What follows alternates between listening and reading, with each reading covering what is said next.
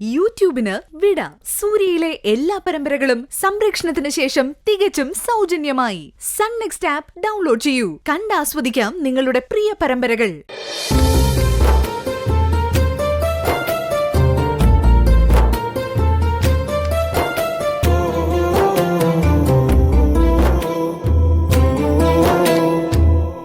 നായകൻ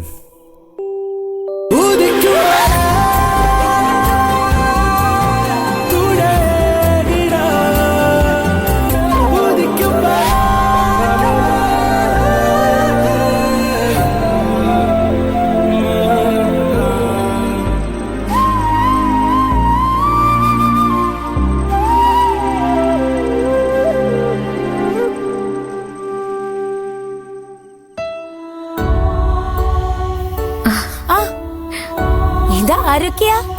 വാ വാ വാ വാ ഇരിക്ക് ഹരി. എന്താ ഈ രാത്രിയില്? ഒന്നുമില്ല, ചുമ്മാ ഒന്ന് കാണണമെന്ന് തോന്നി, ഇങ്ങ് പോന്നു. അത് നന്നായി. അല്ല, ഈ നേരത്ത് ഞങ്ങൾ വന്നത് ബുദ്ധിമുട്ടായോ? എന്ത് ബുദ്ധിമുട്ട്? സന്തോഷല്ലേ ഉള്ളൂ. ഇത് നിങ്ങളുടെ കൂടെ വീടല്ലേ, നിങ്ങൾക്ക് എപ്പോ വേണമെങ്കിലും ഇവിടെ വരാം. ഇനി അവിടെ താമസിച്ച് ബോറടിക്കുമ്പോ ഇവിടെയുള്ള സൗകര്യത്തിൽ അങ്ങ് കൂടാ. അല്ലേ മക്കളെ? പിന്നെ അല്ലാതെ. അല്ല, കഴിഞ്ഞ ദിവസം ഇവിടെ വന്ന് പോയ ശേഷം ജനനി ഒരു ഐഡിയ പറഞ്ഞു. കടപ്പുറത്തെ മീൻ കച്ചവടത്തെ കുറിച്ചാ. കേട്ടപ്പോ എനിക്കും കൊള്ളാന്ന് തോന്നി. എന്താ? അല്ല, 6 മാസം ഇവിടെ മീൻ കിട്ടാത്തതാണല്ലോ പ്രശ്നം. അത് പരിഹരിക്കാനൊരു ഐഡിയ. എടോ, താൻ തന്നെ പറ. ഒന്നുമില്ല, ഓരോ കടപ്പുറത്തും ഓരോ സീസൺ ആണല്ലോ. ഉദാഹരണത്തിന് തമിഴ്നാട്ടിലെ മീൻ കിട്ടുന്ന കാലത്ത് ഇവിടെ കിട്ടണമെന്നില്ല, ഇവിടെ കിട്ടുമ്പോ ബോംബെയിൽ ഉണ്ടാവണമെന്നില്ല. അപ്പോ ഇതെല്ലാം കൂടി ഒന്ന് കണക്ട് ചെയ്താൽ എല്ലാ സീസണിലും എല്ലാ സ്ഥലത്തും മീൻ കിട്ടും.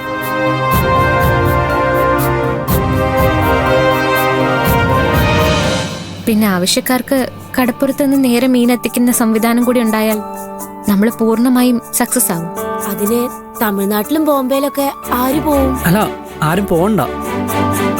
ഓൺലൈൻ ബിസിനസ് ചെയ്യാന്നാ ഇവിടെ പറയുന്നത്.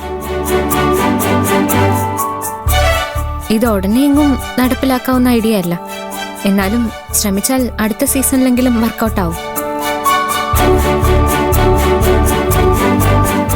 ആദ്യം ഫീൽഡ് ഒന്ന് നന്നായിട്ട് പഠിക്കണം, പിന്നെ ഇൻവെസ്റ്റ് ചെയ്യാൻ കാശുണ്ടാക്കണം. അതിലൊക്കെ പ്രധാനം ഈ കടപ്പുറത്തുള്ളവര് നമ്മളോട് സഹകരിക്കണം. സഹകരണത്തിന്റെ കാര്യത്തിൽ മാത്രം നിങ്ങൾ പേടിക്കണ്ട. അമ്മ വിചാരിച്ചാലേ ഈ കടപ്പുറം മുഴുവൻ നമ്മുടെ കൂടെ നിൽക്കും. പിന്നെ ഇപ്പോ പ്രസിഡന്റ് നമ്മളെ സ്വന്തം ആളാണല്ലോ, അപ്പോ അതും പേടിക്കണ്ട. ഭരണപക്ഷവും പ്രതിപക്ഷവും നമ്മുടെ കൂടെ ഉള്ളപ്പോ നമുക്ക് എന്തും ചെയ്യാം. ഇവിടുത്തെ മനുഷ്യരുടെ പട്ടിണി കണ്ടപ്പോഴാ ഞാൻ ഇങ്ങനെയൊക്കെ ചിന്തിച്ചു പോയത്. ഇങ്ങനെ ഒരു സംവിധാനം നിലവിൽ വന്നാ ഇവിടെ ആരും പട്ടിണി കിടക്കേണ്ടി വരില്ല. പിന്നെ ഈ ഇടനിലക്കാരെയും ഗുണ്ടകളെ ഒഴിവാക്കിയ മീന് ഇപ്പൊ കിട്ടുന്നതിന്റെ ഇരട്ടി വില നമുക്ക് കിട്ടുകയും ചെയ്യും. മോള് ധൈര്യമായിട്ട് പരിപാടി പ്ലാൻ ചെയ്തോ. ഒരു നല്ല കാര്യത്തിന് വേണ്ടിട്ടല്ലേ. ഞങ്ങൾ ചത്തുകൂടെ നിൽക്കും. ഏതായാലും ഈ സീസൺ ഇങ്ങനെ പോട്ടെ. അടുത്ത തവണ നമുക്കൊരു വിലസാം. അല്ല, ആതിരക്കുട്ടി അഭിപ്രായം എന്ന് പറഞ്ഞില്ല. അടുത്ത സീസൺ ഇങ്ങനെ ഒരു പ്ലാൻ ഉണ്ടെങ്കിൽ നമ്മൾ ഇപ്പോഴേ എൻക്വയറികൾ ആരംഭിക്കണം.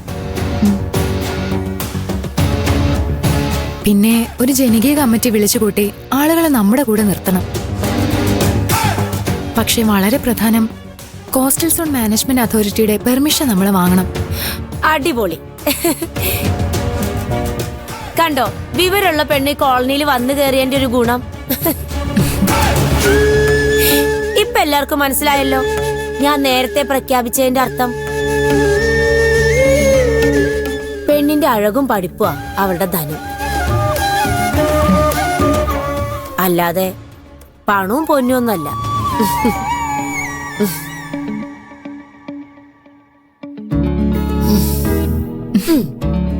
ഉമ്മ.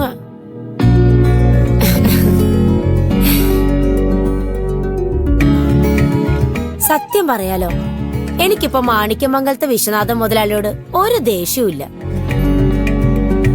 അയാള് സന്മനസ് കാണിച്ചോണ്ടാണല്ലോ ഇതുപോലൊരു സൗഭാഗ്യം ഞങ്ങൾക്ക് കിട്ടിയത്.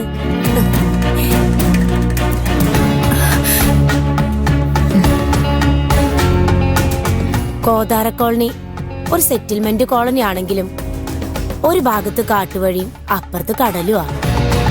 പക്ഷെ രണ്ടിടത്തും കണ്ണീരാ. നമ്മളെല്ലാരും ഒരുമിച്ച് നിന്നാ ഈ നാടിന് പുതിയൊരു ജീവൻ ഉണ്ടാവും. കുറഞ്ഞ പക്ഷം പട്ടിണി കിടന്ന ആരും മരിക്കില്ല.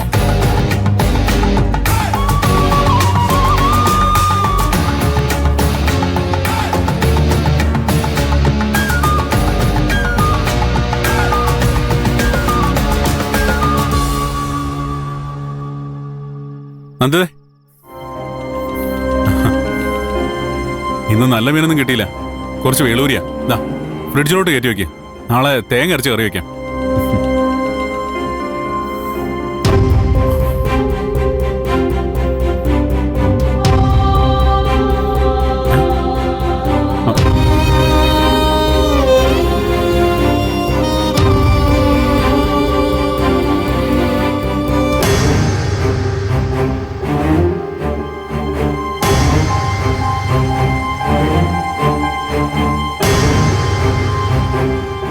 മോളെ,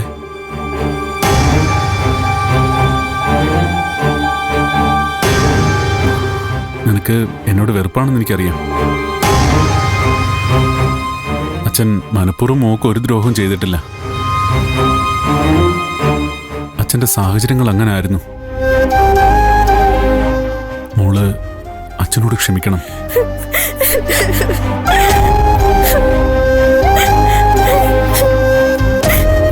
നന്ദിതേ, നേരം കിട്ടുമ്പോ നീ നമ്മുടെ മോളോട് പറയണം, അച്ഛൻ പാവോ.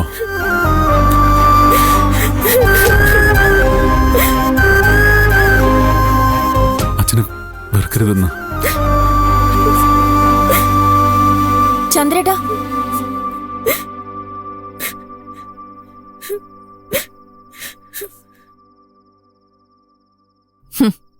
കേട്ടില്ലേ ആ മനുഷ്യൻ പറഞ്ഞിട്ട് പോയത്? ആ മനസ്സ് മുഴുവൻ നിന്നോടുള്ള സ്നേഹം.